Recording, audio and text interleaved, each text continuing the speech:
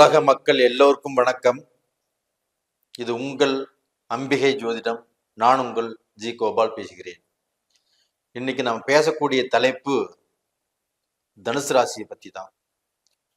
இந்த தனுசு ராசிக்காரங்கள் ஆகப்பட்டது 30 வயதுக்கு மேல் கோடீஸ்வரன் ஆகக்கூடிய யோகம் அவங்களுக்கு இருக்கிறது.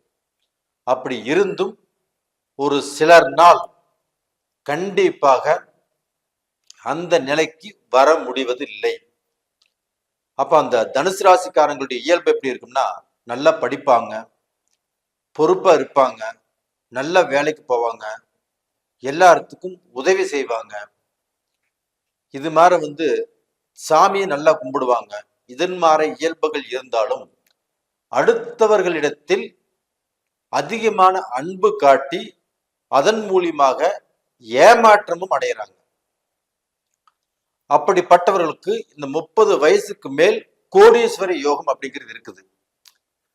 அப்ப இந்த கோடீஸ்வர யோகம்னா தனுசு ராசியில பிறந்தவங்களாகப்பட்டது மூல நட்சத்திரம், பூராட நட்சத்திரம், உத்திராட நட்சத்திரம், இந்த 3 நட்சத்திரத்தில் பிறந்திருப்பாங்க.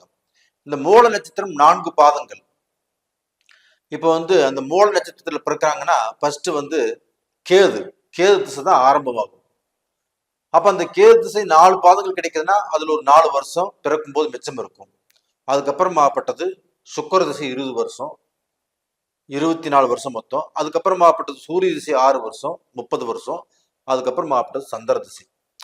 அப்ப இந்த சந்திர திசை காலகட்டங்கள் ஆகப்பட்டது கண்டிப்பாக இவர்களை தூக்கிவிடக்கூடிய காலகட்டங்கள்.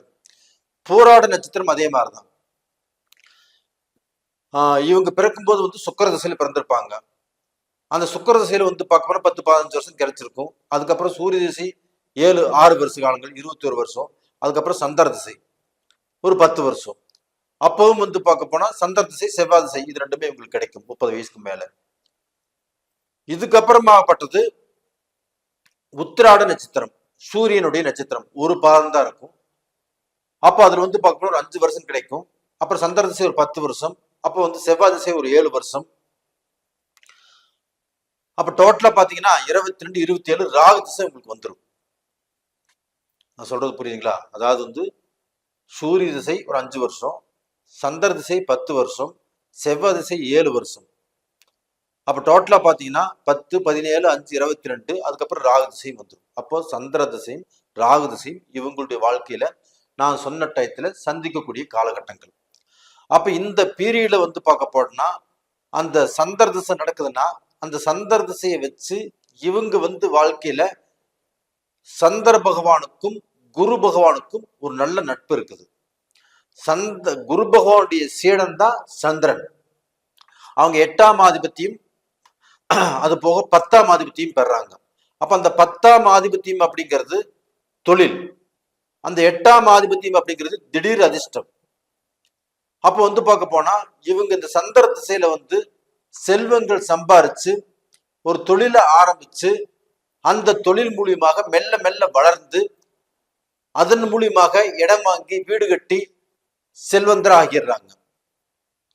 அப்ப அந்த சந்திர திசை ஆகப்பட்டது இவங்களுடைய வாழ்க்கையில ஒரு நல்ல ஒரு அமைப்பை கொடுக்கும். அது மட்டும் இல்லைங்க, இந்த சந்திர திசையினால இவங்க பார்க்க போனா தூர தேசத்துக்கு போய் பிழைக்கக்கூடிய வாய்ப்புகள் இருக்குது. அப்ப இந்த தூர தேசம்னா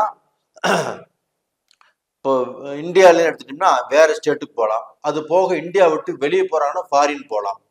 அப்போ அந்த ஃபாரின் போகக்கூடிய இடத்துல இந்த சந்திர பகவான் ஆகப்பட்டது ஜல கிரகம். அப்ப அந்த ஜல ராசிங்கிறதுனால கண்டிப்பாக இவங்க வெளிநாடு போய் சம்பாரிச்சு அங்க பணம் காசுங்கிறது சம்பாதிச்சு அந்த காசை இந்தியாவுக்கு அனுப்பி இந்தியால சொத்துக்கள் வாங்கி செல்வந்தராக வருவதற்குண்டான வாய்ப்புகள் அதிகமாக இருக்கிறது. அப்ப அது போக பார்க்க போனா இந்த ராகு திசையும் நடக்குது. அப்ப இந்த ராகு திசையுமே பார்க்க போனா இந்த ஜாதகர்களுக்கு கரெக்டான முறையில் அமைஞ்சிருச்சுன்னா கண்டிப்பாக இவங்களுடைய வாழ்க்கையில் திடீர் கோடீஸ்வரர்கள். அப்ப எப்படின்னா திடீர்னு செல்வாக்கு, திடீர்னு பணவரவு, திடீர்னு பார்க்க போனா அடுத்தவங்க இவங்களை திரும்பி பார்க்கக்கூடிய அளவுக்கு நல்ல பொசிஷன், இந்த மாதிரி இடத்துக்கு கண்டிப்பா இவங்க வந்துருவாங்க.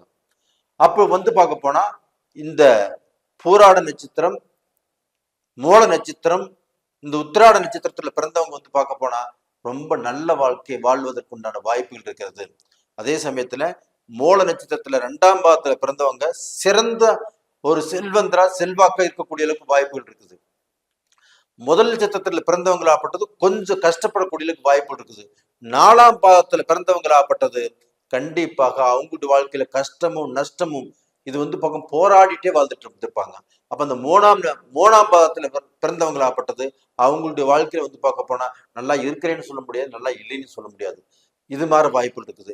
அப்ப இந்த போராட நட்சத்திரத்துல பிறந்தவங்களாப்பட்டது இதுல வந்து முதல் பாதத்துல பிறந்தவங்களாப்பட்டது அவங்க வந்து கொஞ்சம் அந்த சுக்கர திசையில அவங்களால வளர முடியறது இல்லை. அப்ப வந்து பார்க்க போனா அவங்களுக்கு வந்து பார்க்க போனா சூரிய திசை, சந்திர திசை, ராகு திசை. அப்ப வந்து பார்க்க போனா இந்த செவ்வாய் திசையிலையோ இந்த சந்திர திசையிலையோ கண்டிப்பாக இவங்களுடைய வளர்ச்சி நல்லா இருக்கும். அதுவும் வந்து பார்க்க போனா 2ஆம் பாவத்துல இருக்கிறவங்க நல்லா இருப்பாங்க, 4ஆம் பாவத்துல இருக்கிறவங்க கஷ்டப்படுவாங்க, 3ஆம் பாவத்துல இருக்கிறவங்க நல்லவங்க கெட்டவங்க அதாவது எல்லாத்தையும் சந்திச்சிருப்பாங்க. அவங்க வாழ்க்கையில மேடு பள்ளமான வாழ்க்கை தான் இருக்கும். இந்த உத்திராட நட்சத்திரத்துல சூரியனுடைய நட்சத்திரத்துல பிறந்தவங்களாப்பட்டது முதல் பாதம் இதுல இருக்குது. அப்ப அந்த முதல் பாதத்துல பிறந்தவங்களாப்பட்டது கண்டிப்பாக இவங்களுக்கு வந்து நான் சொன்ன பீரியட்ல அந்த ராகு திசைங்கிறது வந்துடும். முதல் பாதத்துல பிறந்தவங்களே கண்டிப்பாக நல்லா இருக்கிறதுக்கு வாய்ப்புகள் இருக்குது. அப்ப அந்த ஒரு பாதம் தான் இந்த தனுசு ராசியில இருக்குது. அப்ப இப்படி எல்லாம் இருந்துட்டா கூட அப்ப தனுசு ராசியில பிறந்தவங்க உயர்ந்த லட்சியம் உள்ளவங்க. அவங்க வந்து பார்க்க போனா கோயில் தொண்டுகள் அதிகமாக செய்வாங்க, அறநிலை காவலர்களாக இருப்பாங்க. அப்ப வந்து இது மாதிரி பொசிஷன்ல இருக்க வேண்டியவங்க ஒரு சிலர் ஆகப்பட்டது இன்னுமே கஷ்டப்பட்டுட்டு இருக்கிறாங்க. அதே சமயத்துல அதிகமா உழைச்சு கஷ்டப்பட்டு நல்ல நிலைமைக்கு வர முடியாம இருக்கிறாங்க. அடுத்தவங்களை நம்பி மோசம் போறாங்க. அவங்க 7.5 சனியின் பிடியில அவங்க இருந்திருந்தாலும் இப்ப அந்த 7.5 சனி அவங்களை விலகி இருந்தாலும் கண்டிப்பாக அந்த 7.5 சனி விலகியும் இன்னும் அவங்க கஷ்டங்கள் தீரல. அப்ப இதுக்கெல்லாம் என்ன காரணம்? அப்ப இந்த நாம ஏன் வளரல, ஏன் வளர்ச்சி அடையல? அப்ப நம்மளுக்கு அந்த சந்திர பகவான் எந்த இடத்துல இருக்கிறாங்க, அந்த ராகு பகவான் எந்த இடத்துல இருக்கிறாங்க அப்படிங்கிறது உங்களுடைய ஜாதகத்துல கீழே 2 நம்பர் கொடுத்துருக்குறோம், போன் நம்பர் கொடுத்துருக்குறோம். அந்த போன் நம்பருக்கு கான்டாக்ட் பண்ணுங்க, வாட்ஸ்அப் பண்ணுங்க. கண்டிப்பா உங்களுடைய வளர்ச்சி ஆகப்பட்டது ஏன் தடுங்கலாகுது, எதனால தடுங்கலாகுது, இதற்கு என்ன காரணம் அப்படிங்கிறத எங்களால பார்த்து சொல்ல முடியும். நேயர்களே, நீங்க வந்து அதிகமா என்னுடைய வீடியோ பாக்குறீங்க, எனக்கு சப்ஸ்கிரைப் பண்றீங்க, என்னை வந்து பார்க்க போனா அதிகமா ஊக்குவிக்கிறீங்க. கண்டிப்பாக உங்களுக்கு என்னுடைய மனமார்ந்த நன்றிகள். நீங்களும் நல்லா இருக்கணும். அதனாலதான் இதுல வந்து பாதிக்கப்பட்டவங்க, கஷ்டப்படுறவங்க உங்களுடைய ஜாதகத்தை அனுப்பிச்சு வைங்க. உங்களுடைய ஜாதகத்துல தெளிவாக சொல்லி உங்களை வந்து பார்க்க போனா வாழ வைக்க முடியும். அதே சமயத்துல இந்த ஜாதகத்தை பார்த்துட்டு உங்களுக்கு பிடிச்சிருந்தா உங்களுக்கு வேண்டப்பட்டவர்களுக்கு அனுப்பி அவங்களும் நல்லா இருக்கிறதுக்கு வழிவகை செய்யுங்க. நேயர்களே, இந்த பதிவு பிடிச்சிருக்குன்னு நினைக்கிறேன். பிடிச்சிருந்தா சப்ஸ்கிரைப் பண்ணுங்க. அதே சமயத்துல இந்த இந்த பதிவு பிடிச்சிருந்தா சப்ஸ்கிரைப் பண்ணுங்க. அது போக உங்களிடமிருந்து விடைபெறுவது உங்களின் ஜி கோபால். நன்றி, வணக்கம்.